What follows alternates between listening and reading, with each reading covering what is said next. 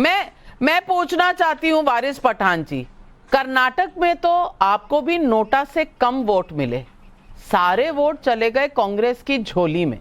अब मैं आपसे पूछना चाहती हूं, आप खुश हैं इस चुनाव से? खुश हैं क्योंकि आप मुस्लिम करते हैं, हिस्से में तो आपके भी कुछ नहीं आया, तो कैसे इस देश की राजनीति अब धर्म विशेष के नाम पर चलेगी? आप कॉन्स्टिट्यूशन और कम्युनल फोर्सेस बीजेपी को कहेंगे, बाकी तरफ क्या हो रहा है इस पर कुछ नहीं कहेंगे? ये देखिए नविका जी, डेमोक्रेसी है, डेमोक्रेसी में जनता जनार्दन है, वोटर सुप्रीम है, और हम तो सिर्फ 2 सीट पे लड़े थे, इतनी सारी पे नहीं लड़े थे, 2 सीट पे लड़े थे, और हमको यकीन है कि जो लोगों ने हमको वोट दिया है उनका शुक्रिया अदा करता हूँ। आगे हम और मेहनत करेंगे, अच्छे वोट हम पाएंगे। मगर यहाँ पर देखने वाली बात यह है कि बीजेपी ने तो पूरी ताकत लगा दी। मोदी, अमित शाह, इनकी तो हार है। मैं उनको उनकी हार की मुबारकबाद पेश करता हूं। गौरव भाटिया, बहुत बहुत मुबारक, क्योंकि आपने पूरा पोलराइजेशन कर दिया था वहां के ऊपर। आपने तो चला दिया था, आपने क्या कुछ नहीं किया। यूसीसी लेकर आ गए आप वहां पर। आपने मुसलमानों का जो 4% कोटा था ओबीसी का, उसको खत्म कर देने की बात आपने कर दी। आपने तो यहां तक बोल दिया केरला द स्टोरी है वो एकदम अच्छी पिक्चर है, देख ले। मोदी जी तो उसका प्रचार करने लग गए थे, जबकि वो लाइव प्रोपेगेंडा और हेट्रेड को फैला रही थी। हलाल के ऊपर, हिजाब के ऊपर, तमाम चीजों के ऊपर तो आपने आ गए, मगर आपको जनता ने ठुकरा दिया। मुसलमानों ने भी वोट नहीं दिया और हमारे हिंदू भाई ने भी वोट नहीं दिया आपको, क्योंकि समझ गए आपके पास कोई डेवलपमेंट विकास का मुद्दा है ही नहीं। इसकी बहुत बहुत मुबारकबादी। कांग्रेस जीती है, उसको मुबारकबादी पेश करता हूं। हम चाहेंगे कांग्रेस ने जो वादे किए, वादे को फुलफिल करे। मगर देखने वाली बात यह कि 24 के पहले नाविका जी टीजर और ट्रेलर रिलीज हो चुका, और उस पिक्चर का नाम क्या है? Bye bye Modi 2024। आप उसको प्रमोट करिए, पूरा देश प्रमोट करेगा अब उसको, क्योंकि देश समझ गया आपके पास ध्रुवीकरण करने के सिवा कोई मुद्दे नहीं है। अरे गौरव भाटिया, क्या पेट्रोल डीजल गैस के भाव कम हो गए? गौरव भाटिया, क्या बेरोजगार लोगों को रोजगार मिल गया? क्या डॉलर के बनिस्बत जो रुपया इतना गिरा था वो स्टेबल हो गया? अरे नहीं हुआ तो ये मुद्दे चाहिए लोगों को। मुझे लगता है बेरोजगार युवा रोजगार मांग रहा है, राजनीति से ज्यादा दिलचस्पी रखते हैं पिक्चर बनाने पर। पिछली बार जब आप चैनल पर आए थे तो केरला स्टोरी के ऊपर दूसरी तरफ से दूसरी पिक्चर बनाना चाहते थे जिससे अलग नैरेटिव हो। आज आप एक और पिक्चर की बात कर रहे हैं, बाय बाय मोदी। आप, मुझे लगता है मुंबई में रहते रहते थोड़े फिल्म प्रोड्यूसर ज्यादा बन गए हैं और राजनेता कम बन गए हैं। लेकिन आज त्र्यंबकेश्वर में जो हुआ उस पर कुछ कहना चाहेंगे? सही हुआ या गलत हुआ?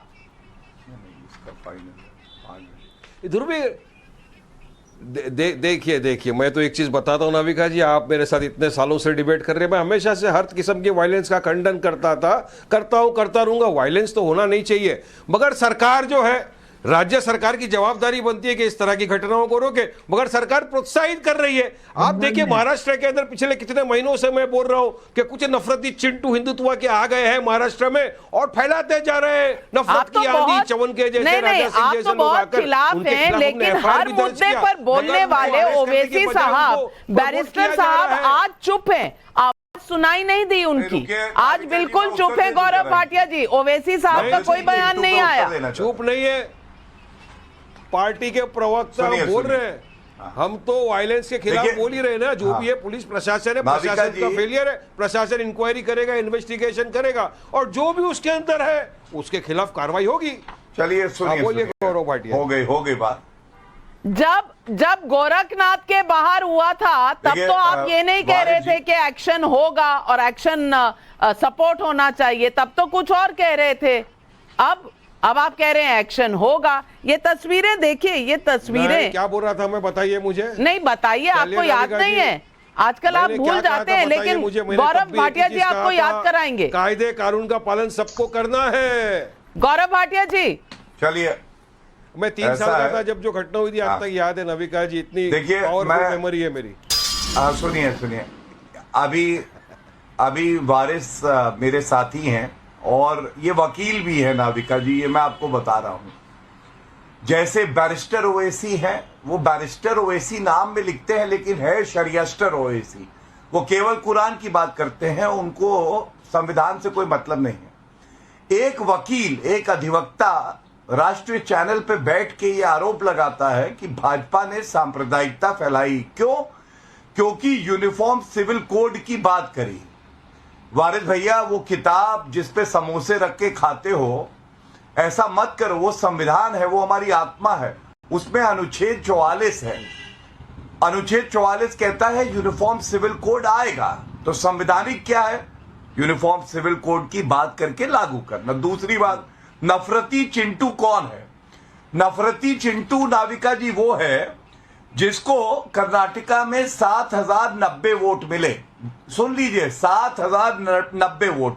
और मैं कृपया करके आपसे इतनी ही विनती करता हूं, इनकी तुलना नोटा से मत करिए, क्योंकि नोटा इनके सामने बहुत बड़ा है और ये बौने हैं। क्योंकि नोटा को मिले थे 2,64,000 वोट, हमें मिली 64 सीटें और 1,38,00,000 वोट। अब आप मुझे बताइए, कहां 1,38,00,000 वोट, कहां 7090 वोट? दोनों जगह जमानत जब्त हो गई और उसके बाद नफरती चिंटू की बात करते हैं। अब ये देखिए, मैं एक एक करके इनका नफरती चेहरा दिखाता हूं जनता को। ये एक पोस्टर AIMIM का है, गुस्ताखे रसूल की एक ही सजा, सरतन से जुदा, सरतन से जुदा। कौन है नफरती चिंटू? अब वारिस भैया बैठे हैं, मुझे दुख हो रहा है, लेकिन ये वही वारिस भैया है जिन्होंने कहा था हम 15 करोड़ हैं लेकिन 100 करोड़ पे भारी हैं। अब इनके नफरती चिंटू के बड़े भैया हैं, उनका नाम अकबरुद्दीन ओवैसी है नाविका जी। उन नफरती चिंटू ने कहा 15 मिनट के लिए पुलिस हटाओ और हिंदुओं को मजा चखा दूंगा। इनको है क्या? नाम में मुस्लिमीन है, इनके रोम रोम में सांप्रदायिकता है, और जहां इनको सहूलियत होती है वहां संविधान की बात करते हैं। एक बात याद रखना वारिस भाई, अगर आप पे आज भी आएगी, सुनिए मेरी बात, सुनिए, शांत हो जाइए। हमारा धर्म हमें यह सिखाता है कि अगर वारिस भाई पे आंच आएगी तो हम अपनी जान दे देंगे। वो इसलिए कि पहले हम भारतीय हैं, उसके बाद कुछ आता है। और तुम लोग अपने जवानों की शहादत में भी मुसलमान और हिंदू ढूंढते हो, जो असदुद्दीन ओवैसी ने सवाल, ये सवाल वाजिब सवाल है, उसमें 7 में 5 मुसलमान।